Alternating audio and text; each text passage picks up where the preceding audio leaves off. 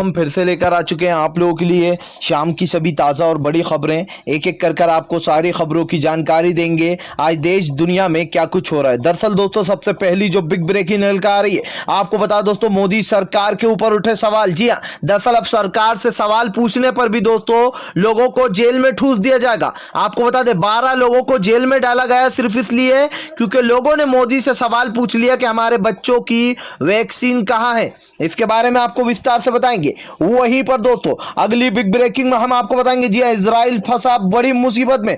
जल आपको बता दें अल जजीरा का जिस तरीके से ऑफिस गिराया गया है उसमें दोस्तों 9 लोगों की मौत हुई है और मुझे यह समझ में नहीं आ रहा कि मीडिया स्थान को क्यों गिराया गया। अल जजीरा को लेकर दोस्तों भारत सरकार चुप क्यों, इसके बारे में भी आपको विस्तार से बताएंगे।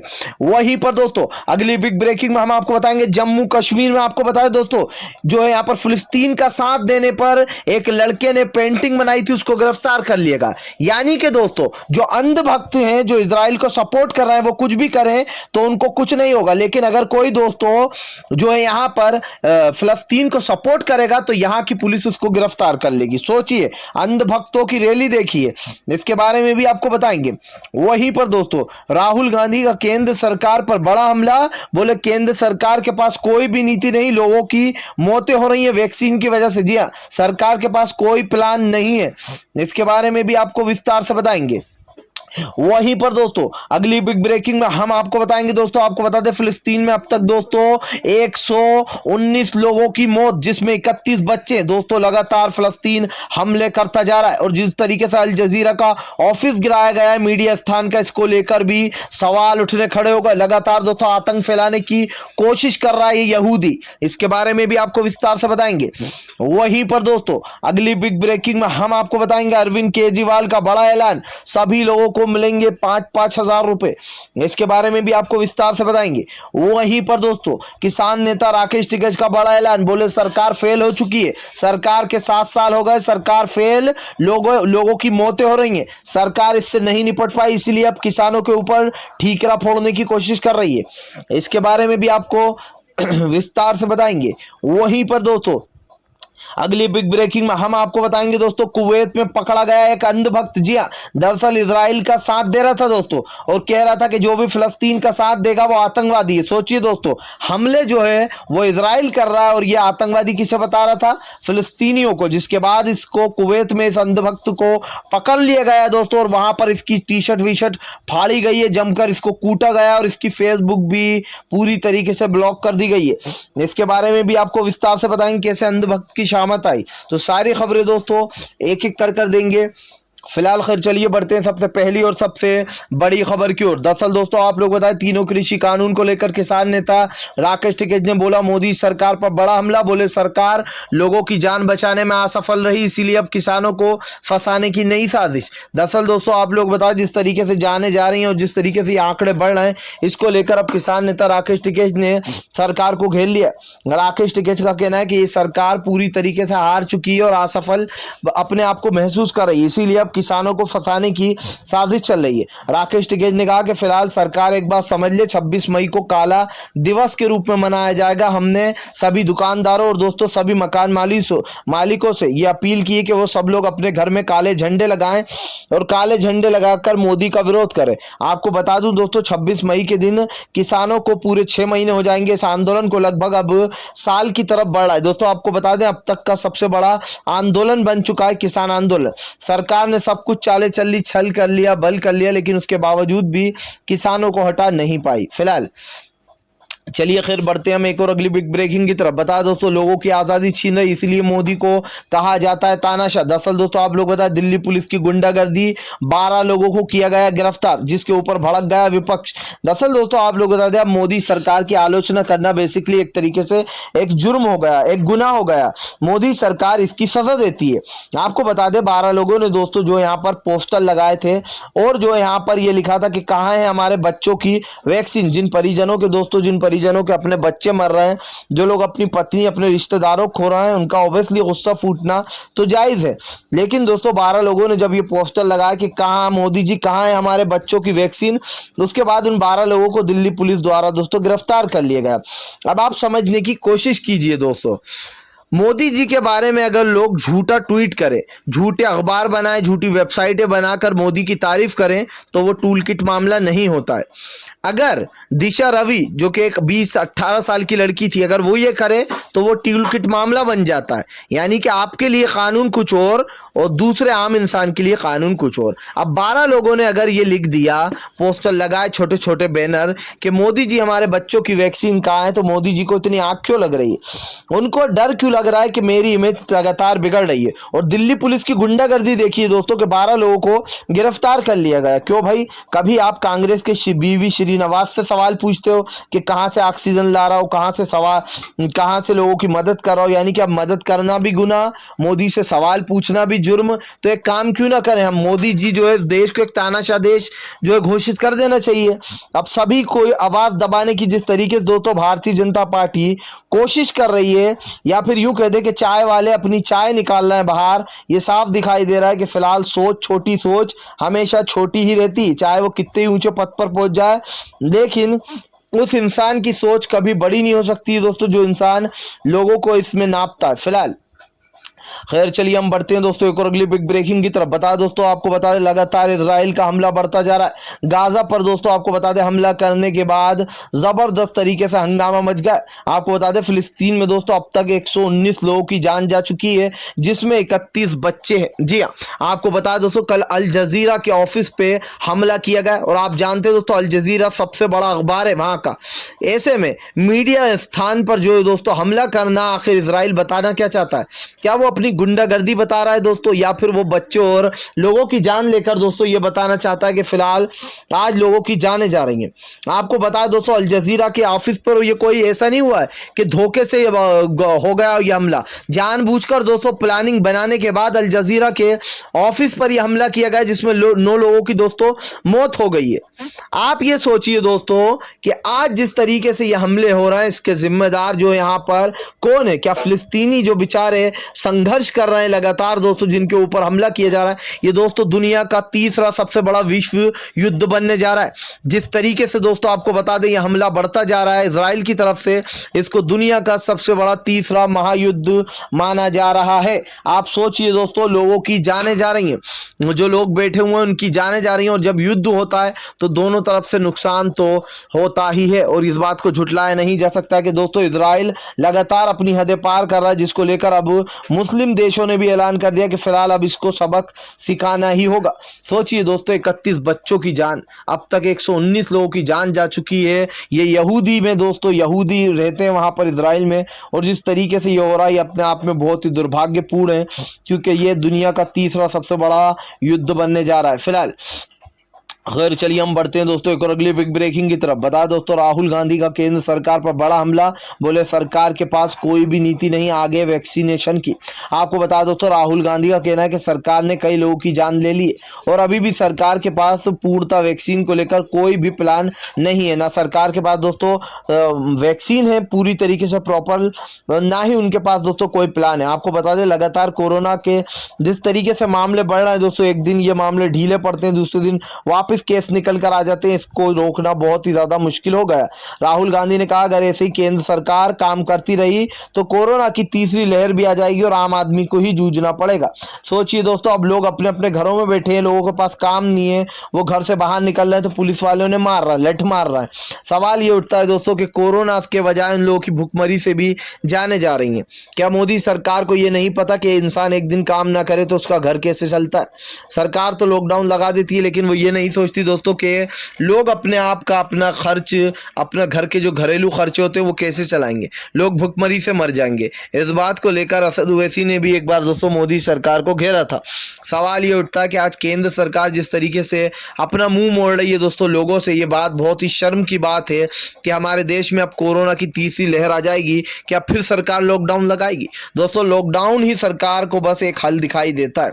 आज जिस तरीके से ये सब कुछ हो रहा है, ये केस निकल कर आ रहा है, मोदी अपनी छवि बचाने में लगे हुए हैं। मोदी सरकार को लगता है कि अपनी छवि बचाओ, सब कुछ ठीक हो जाएगा, अगली बार भी जनता मुझे ही चुनेगी, मुझे अगली बार भी जीतना है, मैं गरीब का बेटा हूं, जब तक मैं पूरा देश बेच नहीं दूंगा तब तक मैं सुकून से बैठूंगा नहीं। क्या आपको पता है एक एक कर सारे बैंक कंगाल हो रहा है, एक और बैंक का बंटा ढाल हो गया है। लेकिन मोदी सरकार जो है दोस्तों वो टस से मस होने का नाम नहीं ले रही है। बैंकों के आप निजीकरण कर देते हो, वैक्सीन आपके पास प्रॉपर है नहीं, आप फोन पर ये टोन लगा देते हो कि वैक्सीन लगवाइए, जब आपके पास वैक्सीन ही नहीं है तो लगवाएगा कहाँ से। जो भी कोर्ट ने डांट लगाई थी वो बिल्कुल सही थी। फिलहाल खैर चलिए हम बढ़ते हैं दोस्तों एक और अगली बिग ब्रेकिंग की तरफ। बता दोस्तों अगली जो बड़ी खबर निकल कर आ रही है, आपको बता दे कुवैत में पकड़ा गया अंधभक्त, जमकर हुई कुटाई, टी शर्ट भी फाड़ दी गई। जी दरअसल दोस्तों आप लोग बता दें, अब कुवैत में जो है दोस्तों एक अंधभक्त पकड़ा गया, जो कि दोस्तों बोल रहा था कि जो भी फिलिस्तीन का साथ देगा वो आतंकवादी होगा। सोचिए, मोदी भक्त को दोस्तों लोगों ने जमकर धड़क लिया। पहले ही जो है यहाँ पर कुवैत में ये ऐलान कर दिया गया था कि फिलहाल अगर जो है यहाँ पर लोगों ने फिलिस्तीन उसके इजराइल का साथ दिया कुवैत में रहकर, तो फिलहाल उसके ऊपर भारी जुर्माना होगा और उसको जेल में भी डाला जाएगा।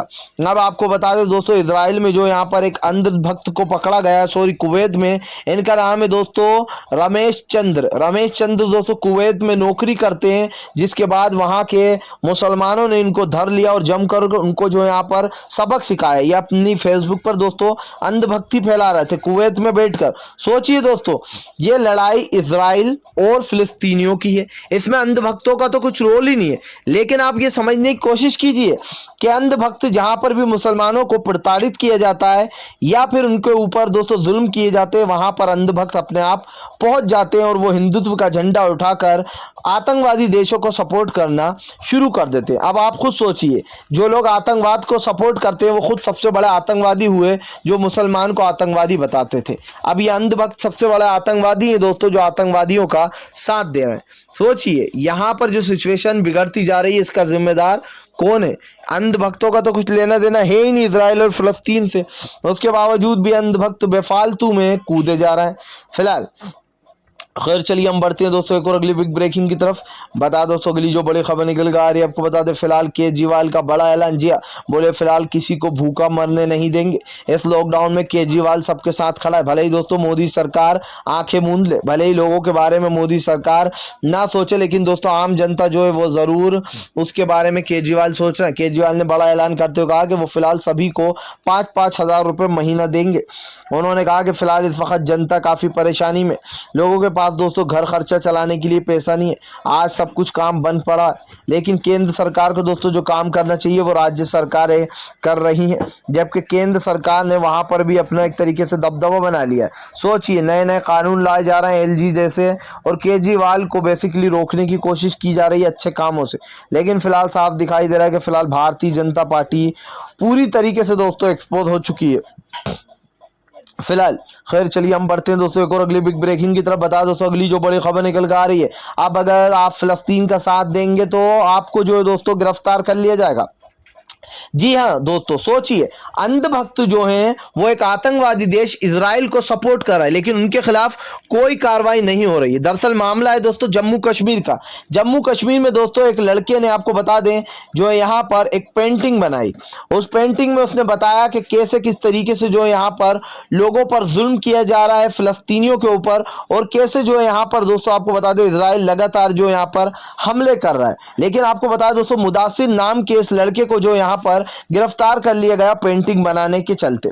सोचिए, अब आप जरा इस चीज को समझने की कोशिश कीजिए दोस्तों, यहां पर जिस तरीके से अंधभक्त इजराइल को सपोर्ट कर रहे हैं, क्या दोस्तों वो एक क्राइम नहीं है? क्या अंधभक्त जिस तरीके से इजराइल को लगातार सपोर्ट करे जा रहे हैं दोस्तों, वो अपने आप में एक बड़ी बात नहीं है? आज मोदी सरकार इस चीज को छुपाने की कोशिश कर ले, यानी कि अगर आप इजराइल का साथ दोगे तो सही हो आप, अगर आप फिलिस्तीनियों के बारे में दोस्तों सपोर्ट करोगे या पेंटिंग बना दोगे तो आपको गिरफ्तार कर लिया जाएगा। मुदासिर नाम के इस लड़के को जब से गिरफ्तार किया गया तब से बवाल मच गया। माना जा रहा है कि फिलहाल अंधभक्तों को सपोर्ट कर रही है यहाँ की पुलिस, और जो है दोस्तों जो बेचारे सही लोगों का साथ दे रहा फिलिस्तीन का, उनको गिरफ्तार किया जा रहा है। सोचिए दोस्तों, ये सोचने वाली बात है कि फिलहाल किस तरीके से आज लोगों के ऊपर कार्रवाई की जा रही है, लोगों को गिरफ्तार किया जा रहा है। अब तो सरकार के ऊपर सवाल उठते कि भैया सरकार उन लोगों का साथ देती है जो देश लोगों के ऊपर लगातार हमले करता है।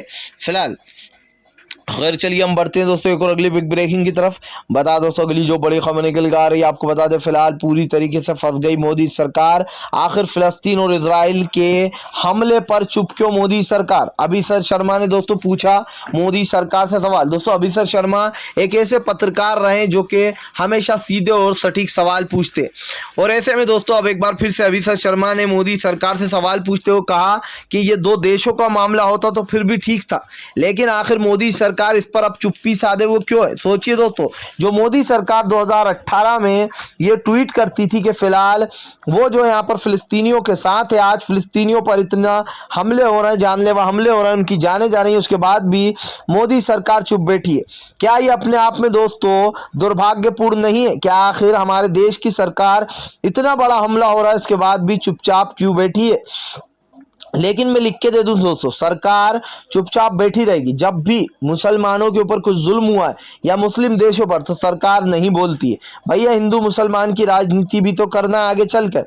जी हाँ, इसीलिए तो अंधभक्त बेफालतू में अब्दुल्ला की जो बेगानी शादी में दोस्तों अब्दुल्ला दीवाने की तरह घूम रहा है, लेकिन इन अंधभक्तों की भी जमकर दोस्तों सुताई होने लगी है फिलहाल। खैर चलिए हम बढ़ते हैं दोस्तों एक और अगली बिग ब्रेकिंग की तरफ। बता दोस्तों गाजा के हमले के बाद भड़के 57 मुस्लिम देश की आज बैठक। जी हाँ, आपको बता दोस्तों आज इजराइल के खिलाफ लिया जाएगा बड़ा फैसला।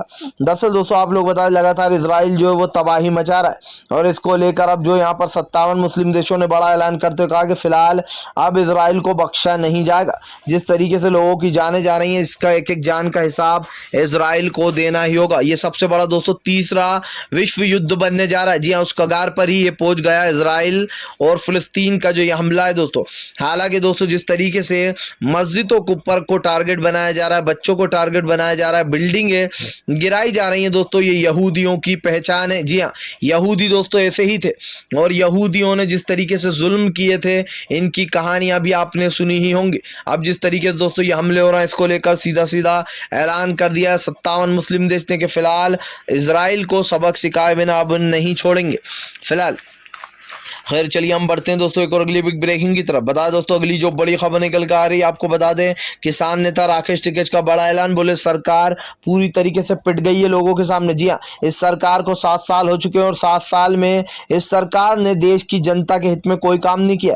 राकेश टिकैत ने कहा कि मोदी सरकार फेल हो गई है, इसीलिए 7 साल हो गए मोदी सरकार को, और किसान आंदोलन को 6 महीने अब जो है काले झंडे लगाकर हर कहीं पर विरोध किया जाएगा। राकेश टिकैत ने कहा कि फिलहाल सरकार एक बात समझ ले, यह आंदोलन दोस्तों बलवीर राजीवालन का अंत तक चलेगा, और बलवीर राजीवाला ने सबसे ये अपील भी की है कि फिलहाल झंडे लगाकर मोदी सरकार का काले झंडे लगाए जाए, दुकान ट्रक गाड़ियों पर मोदी का जमकर विरोध किया जाए। यह सरकार दोस्तों तानाशाही की ओर बढ़ चुकी है। जो भी सरकार के खिलाफ जा रहा है उसके खिलाफ FIR हो रही है, जो सरकार के खिलाफ पोस्टर लगा रहा है उसको गिरफ्तार किया जा रहा है। यानी कि अब सरकार मोदी को यूं ही तानाशाह नहीं बोला जाता दोस्तों, तानाशाही की हद होती है। लोगों को गिरफ्तारियां हो रही हैं। देश का गृह मंत्री न जाने दोस्तों कौन से कोपचे में जाके घुस गए जो वो दिखाई नहीं दे रहा, अदृश्य हो गए। बंगाल चुनाव के बाद दोस्तों गृह मंत्री अमित शाह अदृश्य हो गए हैं। लोग पूछ रहे हैं कि देश का गृह मंत्री कहां है मोदी जी, जरा उनको बुलाइए तो सही। जी हाँ, हम भी देख लें कि फिलहाल जो गृह मंत्री लंबी लंबी छोड़ता है वो कहां जाकर छुपा बैठा है। फिलहाल अगर आप भी दोस्तों शांतिपूर्ण ढंग से PM की इन सभी गलत नीतियों का दिल से विरोध करते हो, और आप मानते हो ये सरकार बस एक तानाशाह सरकार है, इसको तत्काल में अपना इस्तीफा दे देना चाहिए, तो इस वीडियो को ज़्यादा से ज़्यादा शेयर कीजिए, लाइक कीजिए, और अगर आप हमारे चैनल पे पहली बार आएँ तो सब्सक्राइब करने के साथ साथ पास में एक घंटी आएगी यानी कि बेल आइकन, उसको ज़रूर दबाएँ ताकि हमारे हर वीडियो की अपडेट आपको मिल पाए।